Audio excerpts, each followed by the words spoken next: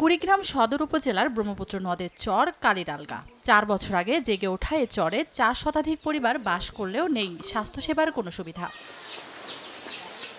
একই চিত্র জেলার ব্রহ্মপুত্র, ধরলা, তিস্তা ও দুধকুমারের অববাহিকায় বেশিরভাগ চরের। বাসিন্দারা জানায়, চরের কোনো মানুষ অসুস্থ হলে বালুচরে দীর্ঘ পথ পাড়ি দিয়ে নৌকায় ১.৫ থেকে ২ ঘন্টা পথ পাড়ি দিয়ে যেতে হয় জেলা বা উপজেলা শহরের নিকটবর্তী কোনো ঘাটে। তারপর আবারও বালুচর পার হয়ে অটো বা রিকশায় ৮ থেকে ১০ কিলোমিটার পথ পাড়ি দিয়ে পৌঁছাতে হয় হাসপাতালে।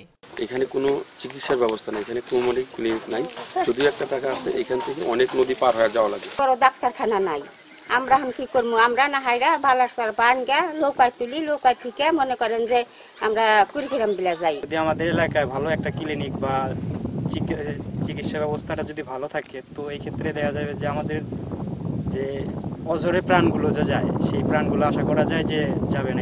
বাসিন্দাদের সুবিধা নিশ্চিতে আলাদা চর মন্ত্রণালয় প্রতিষ্ঠা করার দাবি চর উন্নয়ন কমিটির। যে কোনো চরের জীবন উন্নয়ন করতে গেলে চর বিষয়ক মন্ত্রণালয় ছাড়া এটা সম্ভব নয়। এদিকে চর অঞ্চলে সেবা দেওয়া চ্যালেঞ্জ হলেও বিভিন্নভাবে চিকিৎসা কার্যক্রম চলছে বলে দাবি সিভিল সার্জনের। চর এলাকায় যে সমস্ত লোকজনের বসবাস, তাদের মাঝে যেন স্বাস্থ্যসেবাটা পায়, সে ব্যাপারে আমরা কাজ করে যাচ্ছি। কিন্তু চরের এলাকার স্বাস্থ্যসেবা পৌঁছে দেওয়াটা একটু কষ্টসাধ্য হচ্ছে এই কারণে যে ওখানে যোগাযোগ ব্যবস্থার একটা সমস্যা হয়েছে। কুড়িগ্রামে বিভিন্ন নদ নদীর অববাহিকায় ৪ শতাধিক চরে ৫ লাখের বেশি মানুষ বসবাস করেন। সময় সংবাদ, কুড়িগ্রাম।